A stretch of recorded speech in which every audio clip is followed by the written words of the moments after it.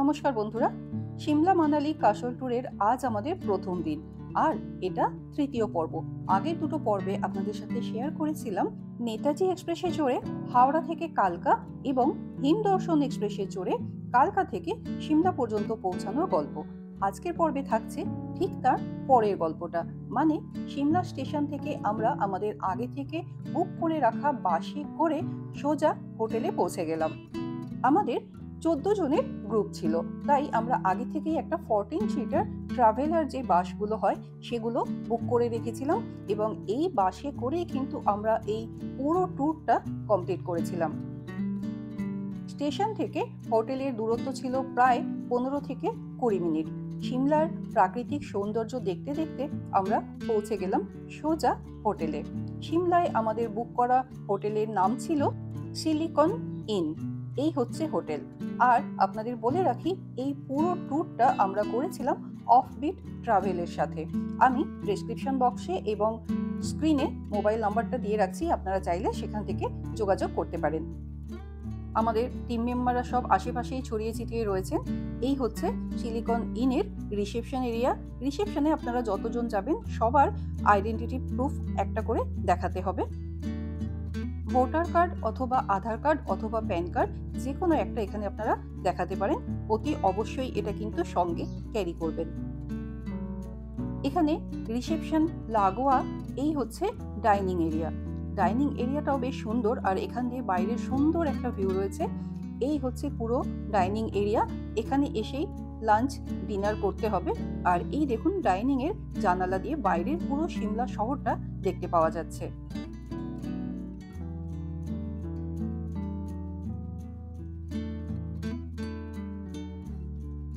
এই হচ্ছে আমাদের রুম নাম্বার 204। এই হচ্ছে বেড। প্রত্যেকটা রুমে ডাবল বেডের, তবে 3 জন করে কিন্তু আরামসে এই বেডগুলোতে থাকা যায়।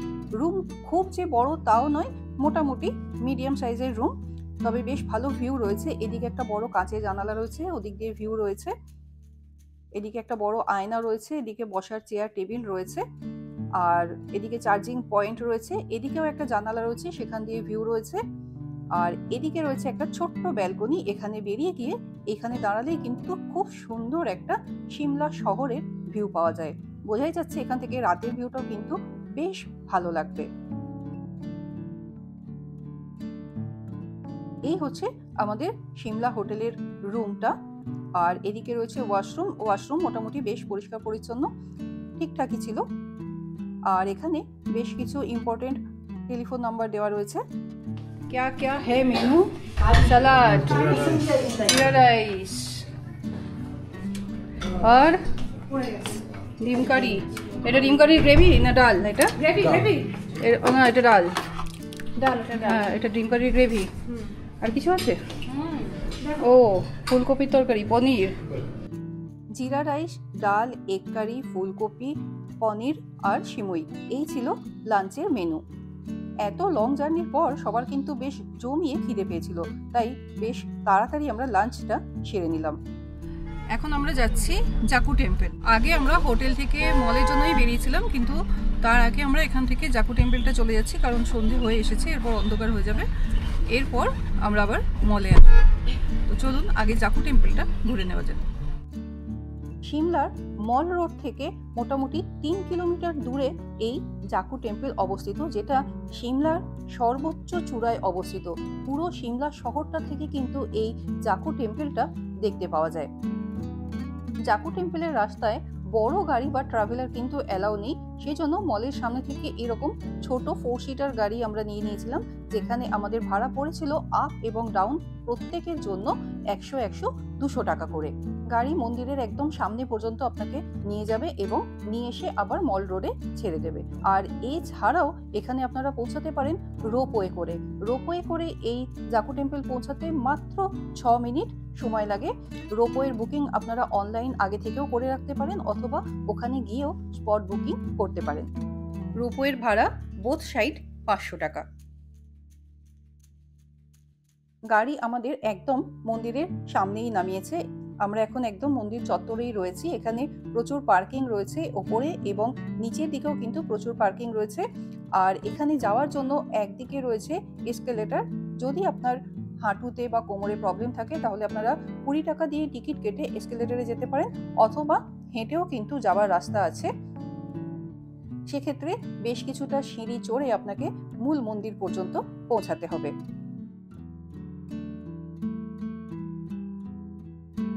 এই হচ্ছে মূল মন্দিরে ওঠার জন্য সিঁড়ি, আর এর ডান দিক দিয়ে রয়েছে এসকেলেটর, আর বাঁ দিকে এই যে জায়গাটা দেখছেন এখানে লঙ্গার খাওয়ানো হয়।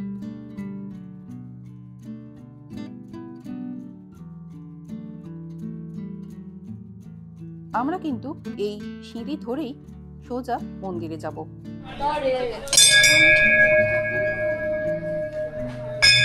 সিঁড়ি দিয়ে উঠতে পারো, এই ঢালটা দিয়ে উঠতে পারো।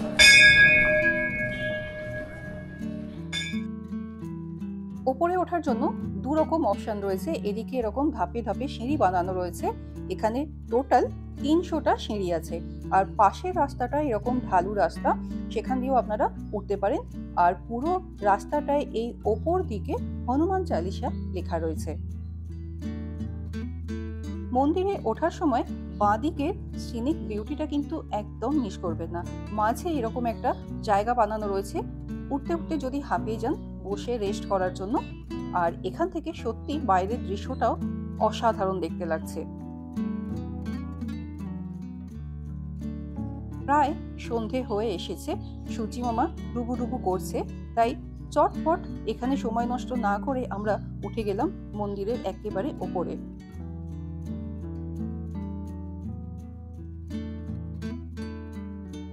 মন্দিরের ওপরে উঠে হনুমানজির এই মূর্তি দেখে আপনার মন ভরে যাবে। 2010-এর 4 নভেম্বর হনুমানজির এই মূর্তিটি উন্মোচন করা হয়। এর উচ্চতা 108 ফুট। সেই সময় এই মূর্তি উন্মোচন করেছিলেন অভিষেক বচ্চন, আর এই মূর্তি নির্মাণে সেই সময় ব্যয় হয়েছিল প্রায় 1.5 কোটি টাকা।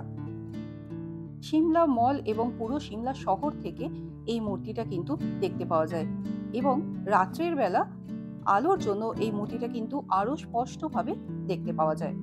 এই যে জায়গাটায় আমরা এখন রয়েছি, এই জায়গাটার নাম জাকু পাহাড়, আর এই জাকু পাহাড়ের একেবারে উঁচুতেই রয়েছে এই জাকু মন্দির। আর এই যে 108 ফুট উঁচু হনুমান মূর্তি, সেটা কিন্তু বিশ্বের সবথেকে উঁচু হনুমান মূর্তি।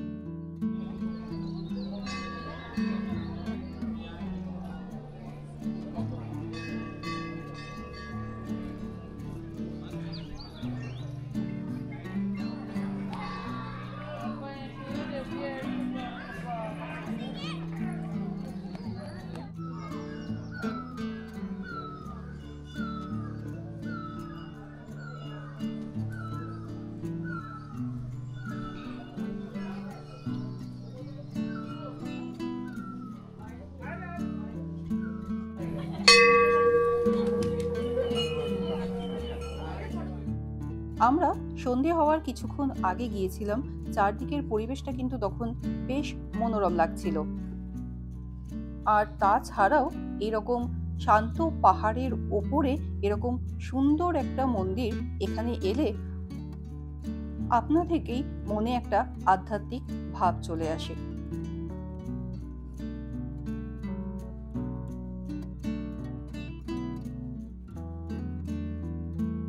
এই মন্দির চত্বরে কিন্তু বানরের প্রচুর উপদ্রব রয়েছে, আর এরা কিন্তু মূলত আপনার চশমার ওপর অ্যাটাক করবে, তাই এখানে অতি অবশ্যই চশমা খুলে যাওয়ার চেষ্টা করবেন। যদিও আমাদের এরকম কোনো পরিস্থিতির শিকার হতে হয়নি, তবুও অনেক ভিডিওতে দেখেছি বা অনেকের কাছে শুনেছি যে এরকম ঘটনা ঘটেছে। সেই জন্য আপনাদের সানগ্লাস বা চশমা এখানে চেষ্টা করবেন খুলে রাখার। বেশ অনেকটা সময় আমরা এখানে কাটিয়েছিলাম, জায়গাটা কিন্তু খুব সুন্দর, বেশ ভালো লাগবে সময় কাটাতে। এরপর এখান থেকে আবার গাড়িতে করে আমরা চলে এলাম সিমলা মল রোডে। গাড়ি ঠিক মল রোডের ওপরে আপনাকে নামাবে, আর এখান থেকে আমাদের ওপরে একদম মল পর্যন্ত পৌঁছাতে হবে লিফটে করে। নিচে টিকিট কেটে লিফটে উঠে একদম সোজা আমরা মলে পৌঁছে যাব। এখান থেকে লিফটে টিকিট কেটে এখান থেকে সোজা কিন্তু মলে উঠে যেতে পারা যাবে। যেখানে আমাদের গাড়ি নামালো সেখানেই একদম লিফটের সামনেই। এখান থেকে আমরা এবার টিকিট কাটবো। মলে ওঠার জন্য 20 টাকা করে টিকিট কাটতে লাগে, সেটা কেটে এবার আমরা মলে যাব। লাইনে দাঁড়িয়ে 20 টাকা দিয়ে টিকিট কেটে নিচে মল রোড থেকে ওপরে সিমলা মল পর্যন্ত পৌঁছাতে সময় লাগে 5 মিনিট। আমরা এখন মলে পৌঁছে গেছি। এই হচ্ছে মল মার্কেট, এখান থেকে শুরু। যেদিকে খুশি আপনারা যেতে পারেন, ডান দিক বাঁ দিক দুদিকেই বিশাল বড় মার্কেট রয়েছে। আমরা এখানে মার্কেটটাও বেশ কিছুক্ষণ ঘুরলাম, আর এই মার্কেটের রাস্তা দিয়ে সোজা উঠে গেলেই পৌঁছে যাবেন মেন মলে। মল বা মেল বাঙালিদের কাছে আমাদের মার্কেট হলেই হলো। এদিক ওদিক দাঁড়িয়েই পড়ি আমরা জিনিসপত্র দেখার জন্য। তবে আমরা কিন্তু সিমলা মল বা মেল থেকে মার্কেটিং সেরকম করিনি, আমরা করেছিলাম মানালি থেকে। কারণ সিমলার থেকে মানালির মার্কেটটা অনেক বেশি বড় আর আমাদের অনেকটা সস্তাও মনে হয়েছিল। তবে হ্যাঁ, আমরা মেয়েরা নতুন জায়গায় গিয়ে এত সাজানো গোছানো জিনিস দেখে সেই দোকানের সামনে দাঁড়াবো না বা দরদাম করবো না, সেটা তো হতে পারে না। এই জিনিসপত্র দেখাশোনা, দরদাম করা, এইসব করতে করতে 10 মিনিটে যেখানে আমরা উপর পর্যন্ত পৌঁছে যাই, সেটা আমরা অনায়াসে 1/2 ঘন্টা 40 মিনিট সময় নিয়ে পৌঁছালাম। বেশ সুন্দর সুন্দর কাঠের কানের দেখেছিলাম এখানে। এছাড়াও গিফট করার জন্য নানান রকম ম্যাগনেট, তবে সবই মিনিমাম 100 টাকা থেকে শুরু। এছাড়াও শাল, উল, পশমিনার প্রচুর সম্ভার রয়েছে। দেখে দেখে চোখ ভরে কিন্তু মন ভরে না। যাই হোক, অবশেষে এইসব শীতবস্ত্রের হাতছানি উপেক্ষা করে আমরা গিয়ে পৌঁছালাম মলের একেবারে কাছে, যেটাকে বলা হয় দ্য রিচ। ওঠার রাস্তাটা বেশ সুন্দর, চারদিকে আলো দিয়ে সাজানো, বসার জন্য খুব সুন্দর সুন্দর ব্যবস্থা করা রয়েছে। মানে আপনি উঠতে উঠতে হাঁপিয়ে গেলে এখানে বসে একটু রেস্ট করে নিতে পারেন। আর এই রিচ থেকেই দেখতে পাওয়া যায় সিমলার সেই বিখ্যাত ক্রাইস্ট চার্চ, যেটা উত্তর ভারতের দ্বিতীয় বৃহত্তম চার্চ।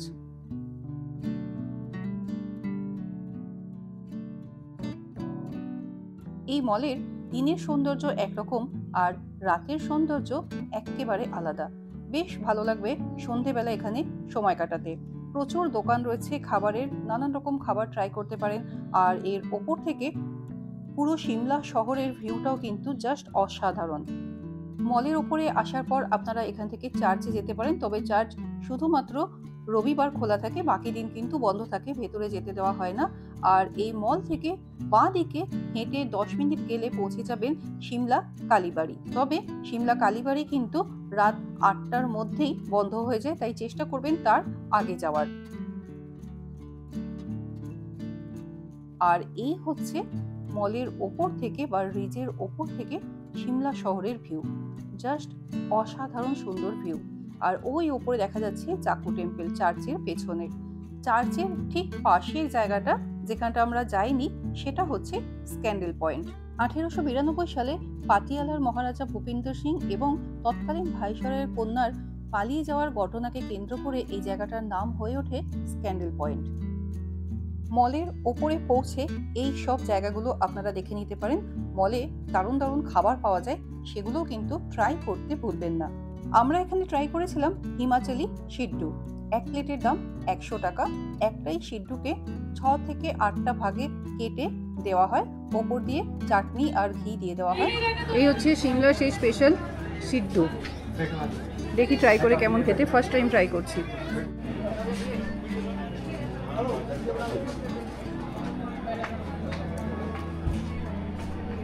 ভালো খেতে, চাটনিটার জন্য আরো বেশি ভালো লাগছে। আর সবচেয়ে ব্যাপার কথা হচ্ছে অনেক হেলদি ফুড। পুরো এটা একদম বয়েল করে বানানো, কোনো তেল মশলা কিছু নেই, ভেতরে ডালের স্টাফিং দেওয়া, খুব সুন্দর খেতে। মানে আমরা প্রথমে ভাবছিলাম ট্রাই করবো কি করবো না, কেমন লাগবে। ভালো খেতে, ট্রাই করতে পারেন সিমলা এলে এই সিড্ডু, যেটা এই হিমাচলের একটা স্পেশাল খাবার।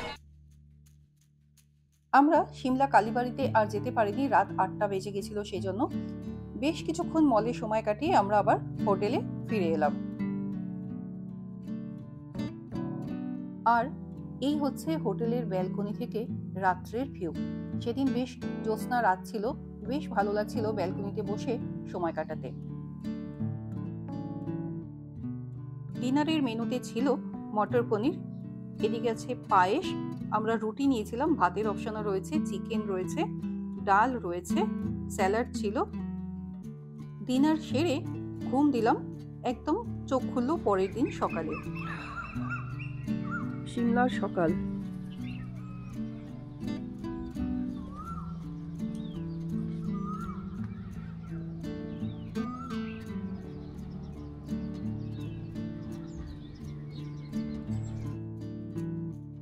এরপর এলো ব্রেকফাস্টের পালা। ব্রেকফাস্ট সেরে আমরা তাড়াতাড়ি এখান থেকে বেরিয়ে পড়বো। আজকে আমাদের মানালি যাওয়ার আছে।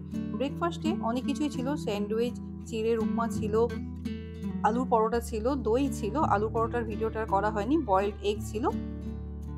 ব্রেকফাস্ট সেরে আমরা বাসে উঠে বসলাম। এবার আমাদের যাত্রা শুরু হবে মানালির উদ্দেশ্যে। সিমলা থেকে মানালি যাবার পথে সিমলা থেকে 14 থেকে 15 কিলোমিটার দূরে অবস্থিত কুফরি, এই জায়গাটা আপনারা দেখে নিতে পারেন। আমরা কুফরি যাইনি, তার কারণ হলো কুফরিতে যে সমস্ত অ্যাক্টিভিটিসগুলো রয়েছে সেগুলো আমরা সব মানালিতেই করব। আপনারা যদি শুধুমাত্র সিমলা ট্যুর করেন তাহলে কুফরি যেতে পারেন, আর যদি আপনাদের লিস্টে মানালি, কাসল এইসব জায়গাগুলো থাকে তাহলে আপনারা কুফরি স্কিপ করে সোজা মানালি চলে যেতে পারেন, কারণ এই সমস্ত রাইডসগুলো আর বরফ সব কিছুই কিন্তু আপনারা মানালিতে পেয়ে যাবেন। সিমলা থেকে মানালির দূরত্ব প্রায় 235 কিলোমিটার। মোটামুটি সময় লাগে 6 ঘন্টা বাসে বা গাড়িতে। সেই জন্য অনেকটা রাস্তা যেতে হবে। রাস্তার সৌন্দর্য কিন্তু অসাধারণ। পরবর্তী পর্বে থাকছে এই সিমলা থেকে মানালি যাওয়ার আমাদের অভিজ্ঞতা। আজকের পর্ব তাহলে এখানেই শেষ করছি। দেখা হচ্ছে খুব তাড়াতাড়ি পরবর্তী পর্বে। এই পুরো ট্যুর প্যাকেজটা আমরা করেছিলাম অফবিট ট্রাভেলের সাথে। দরকার হলে স্ক্রিনে দেওয়া নাম্বারে যোগাযোগ করে আপনারা আপনাদের প্যাকেজ বুকিং করতে পারেন।